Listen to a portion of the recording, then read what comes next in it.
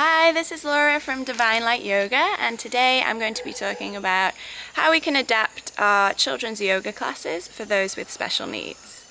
So if you're working within children's yoga, you will probably have children in your class that have certain special needs, particularly ADHD, autistic spectrum disorder, and those with social and behavioral difficulties.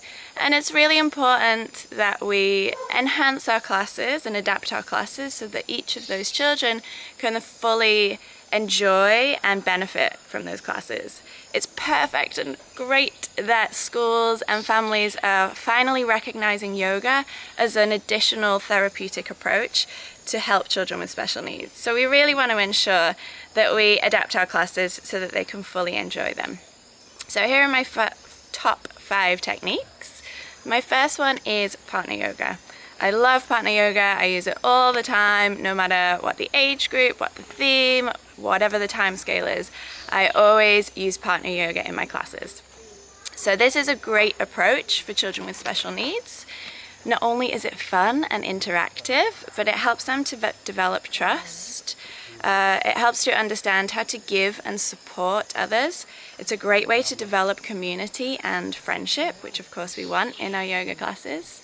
The children can physically go deeper into the poses, and it helps them to feel more empowered because they can go into a lot more challenging poses if they're supported by their partner. And it's just a great and fun way, easy way, to make those simple, basic poses more interesting for children.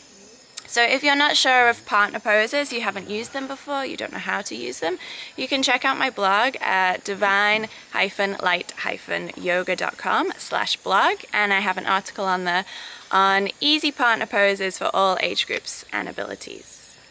So my second technique is using visual, auditory, and tactile cues to represent transitions and steps within the class. So using music, movement and action, a gentle touch on the children's shoulders, any kind of sound that represents some form of transition or a routine or a step, so that those children who are auditory, verbal, visual learners can tune into that and really stay on track with the class. My third technique is using a mindful mat.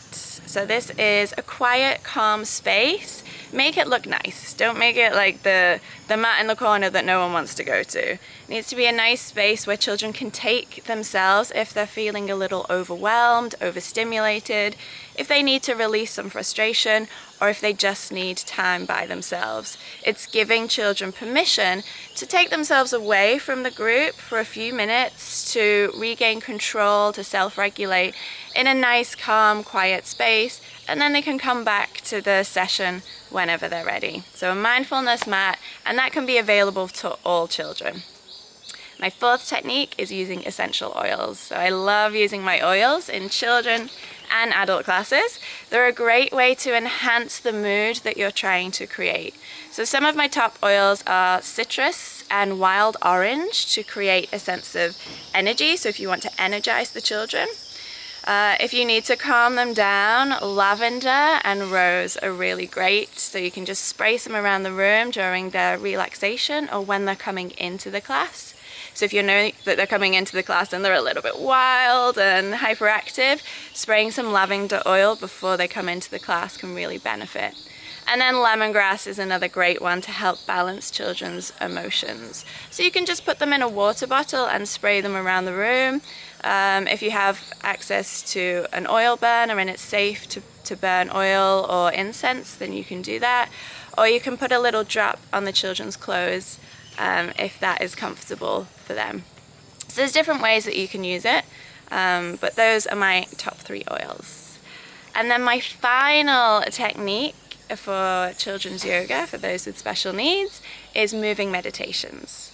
So for some children, it does not feel good to lie down in Shavasana and relax. I know as adults, we love it. We wait for that part of the session. But for some children, especially those with behavior difficulties, with attention deficit disorder, it feels really uncomfortable and stressful, even anxious. So it's important for us as the facilitator to provide an alternative for them. So asking the children if they prefer to come into child's pose, which is usually quite a soothing pose for children. Also giving them permission to move, to rock, to sway. So for some children, it will be much more relaxing if they can sway softly and soothe themselves in their relaxation than if they just have to lie there and they're anxious and thinking, when is this going to be over? So give them permission to move in their relaxations and have fun with your moving meditations. You can even make it energetic, so moving, shaking, do some Osho meditation with them. It's really good fun. So those are my 5 techniques for adapting yoga for children with special needs. I hope that you can use them and I hope that they're useful. If you'd like some more information or you'd like to join one of our courses, check out my website at divine-light-yoga.com. Namaste.